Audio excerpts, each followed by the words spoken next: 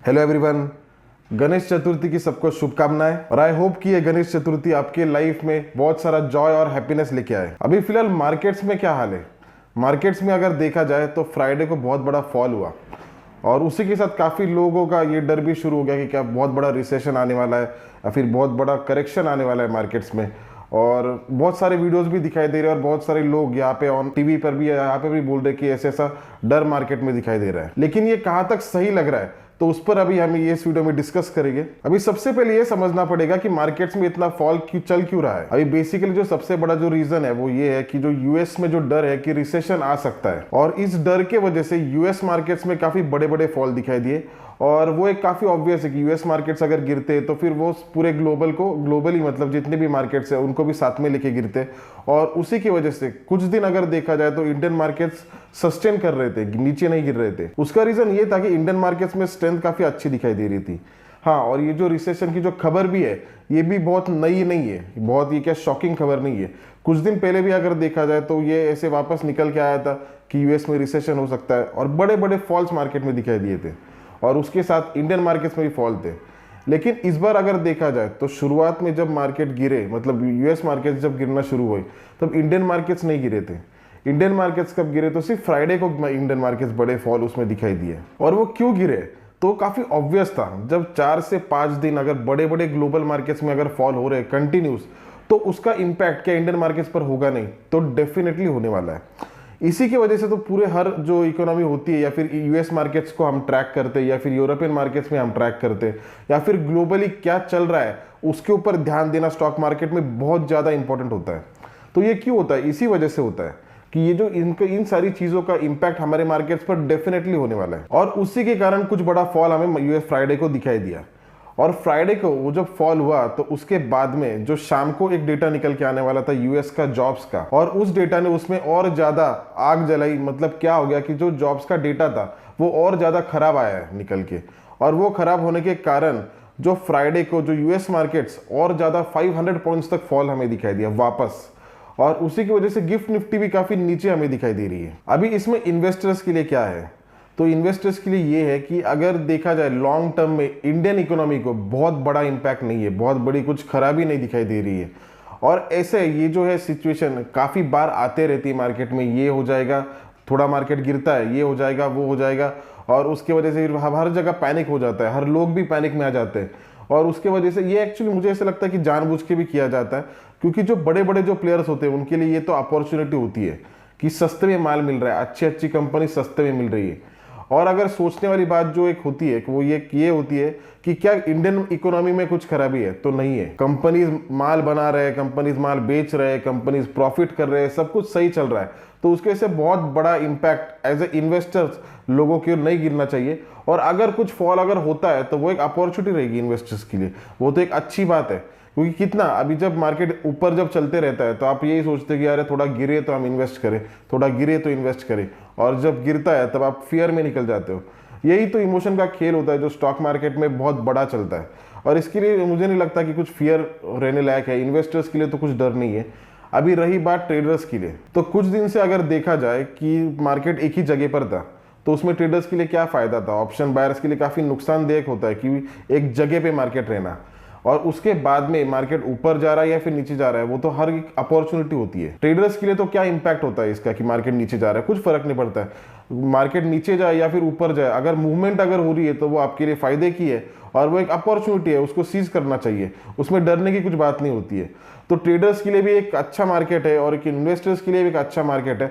दोनों ने अगर सोचा तो इसमें से एक अपॉर्चुनिटी निकल के आ सकती है। और हमारा जो ऑप्शंस का जो ग्रुप था उसमें अच्छे प्रॉफिट्स दिखाई दिए, और फ्यूचर्स का भी जो ग्रुप था उसमें भी कुछ अच्छे प्रॉफिट्स हम कमा पाए, क्योंकि मूवमेंट बड़ी दिखाई दे रही थी। और उसके साथ में ये काफी ऑब्वियस हमें लग रहा था कि मार्केट नीचे फॉल हो सकते हैं, क्योंकि ग्लोबली इतना जो टेंशन लग रहा है और जो डेटा दिखाई दे रहा था तो वो यही लग रहा था कि मार्केट फॉल हो सकते हैं। लेकिन वो एक अपॉर्चुनिटी थी, उसमें से पैसे कमाने की अपॉर्चुनिटी, वो उसमें डरने की कोई बात नहीं होती है। आपको अगर हमारा ऑप्शंस ग्रुप या फिर फ्यूचर्स ग्रुप अगर ज्वाइन करना होगा तो डिस्क्रिप्शन में नंबर दिया गया है, तो आप उस पर कॉन्टैक्ट कर सकते हो। और हमारा जो फ्री टेलीग्राम चैनल है उसकी भी लिंक डिस्क्रिप्शन में दी गई है, उसमें सारे कुछ अपडेट्स हम डालते रहते हैं कि क्या हमें लग रहा है या फिर कैसी कैसी न्यूज आ रही है। अभी हम ये देखेंगे कि आने वाले टाइम में मार्केट में किस तरीके से मोमेंटम रह सकता है। अभी हम देखेंगे कि आने वाले टाइम में बैंक निफ्टी में किस तरीके की मूवमेंट रह सकती है। अभी एसबीआई की न्यूज आई है कि गोल्डमैन सैक्स ने उसको डाउनग्रेड किया है और सेल रेटिंग देने के कारण उसमें करीबन 4.5% का फॉल हमें फ्राइडे को दिखाई दिया था। बेसिकली वो रीजन क्या था, काफी लोगों ने उसके बारे में पता नहीं था कि बेसिकली जो सबसे बड़ा जो रीजन था बैंक निफ्टी में फॉल होने का, वो डाउनग्रेड करने के कारण जो पीएसयूज बैंक में फॉल जो हुआ था, जैसे एसबीआई में 4.5% तक का फॉल, वो एक काफी बड़ा ट्रिगर था बैंक निफ्टी के लिए, और उसकी वजह से काफी बड़ा एक्सटेंड बैंक निफ्टी में हमें फॉल दिखाई दिया। लेकिन एक बात जो देखनी, पिछले वीक में हमने जो लेवल्स निकाल के रखे थे तो वो इतने सटीक काम करते हैं। हमने ये जो लेवल्स थे ये पिछले वीक में निकाल के रखे थे। ये जो टॉप बताया गया था और ये जो बॉटम बनाया गया था, ये पिछले वीडियो में भी आप अगर देखोगे, अगर सैटरडे के वीडियो में, तो उसमें हमने यही लेवल्स दिए थे। और इस वीक में एग्जैक्टली उसने इसी लेवल को टच किया है, 50,400 को टच करके वहां से ऊपर रहा है, मतलब वही बॉटम बनाया है। और ये जो बॉटम है ये हमने पिछले वीक में दिया था और यही लेवल दी थी। अभी अगर देखा जाए कि बैंक निफ्टी में किस तरीके की मूवमेंट रह सकती है, तो उसके लिए 50,400 ये काफी इंपॉर्टेंट फैक्टर का काम करेगा। तो बैंक निफ्टी अगर 50,400 के नीचे अगर निकलती है तो मेरा स्टॉप लॉस जो रहेगा वो 50,407, यही मेरा स्टॉप लॉस रहेगा। और मेरा जो टारगेट रहेगा वो ये लेवल रहेगी जो कि 49,756, ये मेरा टारगेट रहेगा। ये करीबन जो मूवमेंट रहेगी ये करीबन 650 पॉइंट्स की मेरा टारगेट रहेगा बैंक निफ्टी में। 650 पॉइंट मुझे ऐसे लगता है कि यहाँ तक जा सकती है। अभी इसमें स्ट्रेसफुल वातावरण बैंक निफ्टी में कब होगा, मतलब कि एक्चुअली चिंताजनक वातावरण कब होगा, तो वो तभी होगा अगर 49,750 के नीचे अगर रहती है बैंक निफ्टी, क्योंकि ये जो लेवल है ये काफी स्ट्रॉन्ग सपोर्ट जोन है और इसके नीचे अगर सस्टेन करती है तो फिर मुझे ऐसे लगता है कि काफी हद तक एक थोड़ा पैनिक का सिचुएशन आ सकता है और कुछ हद तक बैंक निफ्टी और नीचे गिर सकती है। और इसमें जो एक्सट्रीम सिचुएशन में अगर बैंक निफ्टी कहाँ तक जा सकती है, तो मुझे ऐसे लगता है कि 50,400 को तोड़ने के बाद मेरा तो शॉर्ट ट्रेड बनेगा जो 49,750 तक होल्ड रहेगा। और 49,750 अगर ब्रेक होती है और एक्सट्रीम सिचुएशन कहाँ तक मुझे लगता है कि बैंक निफ्टी जा सकती है, तो वो ये लेवल है जो कि 48,250 ये लेवल है कि ये सबसे बॉटम। लेकिन मेरा पहला जो ट्रेड बनेगा तो वो 49,750 को बुक हो जाएगा और अगर 49,750 के नीचे अगर बैंक निफ्टी सस्टेन करती है तो फिर मैं उसमें मेरा जो टारगेट रहेगा, जो शॉर्ट ट्रेड में का जो टारगेट रहेगा वो करीबन 49,200, ये मेरा फर्स्ट टारगेट रहेगा। और अल्टीमेट जो लेवल मुझे दिखाई दे रही है वो रहेगी 48,253। लेकिन 48,253 तक काफी एक्सट्रीम सिचुएशन में बैंक निफ्टी जा सकती है। यूजुअली अभी ऐसे नहीं लग रहा है कि वहां तक जा सकती है, हाँ, लेकिन 50,000 के नीचे अगर रहती है 407 पे, तो मुझे ऐसा लगता है 49,750 तक जा सकती है, तो वो एक अच्छा ट्रेड बन जाएगा। तो इसमें एक बाय ट्रेड कब बनेगा, तो जिनको भी बाय करना होगा तो मुझे ऐसा लगता है उसमें सिचुएशन तब बनेगी कि अगर बैंक निफ्टी नीचे अगर रहती है, जैसे कि काफी हद तक गिफ्ट निफ्टी तो यही दिखा रहा है कि नीचे ही रहेगी, तो नीचे अगर रहती है और उसके बाद अगर ऊपर निकलती है ऊपर डायरेक्शन में, तब उससे मैं एक बाय ट्रेड लूंगा कि 50,407 अगर ब्रेक होता है तो फिर यहाँ पे मेरा एक बाय ट्रेड बन सकता है। लेकिन इसका मेरा टारगेट क्या रहेगा, तो टारगेट मेरा 51,000 ये मेरा टारगेट रहेगा। और 51,000 के ऊपर अगर बैंक निफ्टी रहती है तो फिर मेरा अल्टीमेट जो टारगेट रहेगा, जहां तक मुझे लगता है कि जा सकती है, तो वो 51,630 ये मेरा अल्टीमेट टारगेट रहेगा। तो ये बैंक निफ्टी में ट्रेड्स रहेंगे डाउनवर्ड साइड पर भी और अपवर्ड साइड पर भी, और इस तरीके की मेरी मूव रहेगी। अभी हम देखेंगे कि निफ्टी में किस तरीके की मूवमेंट आ सकती है, फिर किस तरीके की डायरेक्शन रह सकती है। हमने पिछले वीडियो में निफ्टी में भी जो बॉटम दिया था वो करीबन ये लेवल दी थी और एग्जैक्टली वहां तक आया। आप पिछले वीडियो के सैटरडे का आप वीडियो देख सकते हो, उसमें 24,850 या 870 की यही रेंज हमने दी थी और वहां पे आकर ही निफ्टी ने स्टॉप लिया है। जो बॉटम बना है वो एग्जैक्टली वहां पे बना है। तो अभी हम आने वाले टाइम में, आने वाले वीक में किस तरीके की मूवमेंट निफ्टी में दिखाई दे सकती है।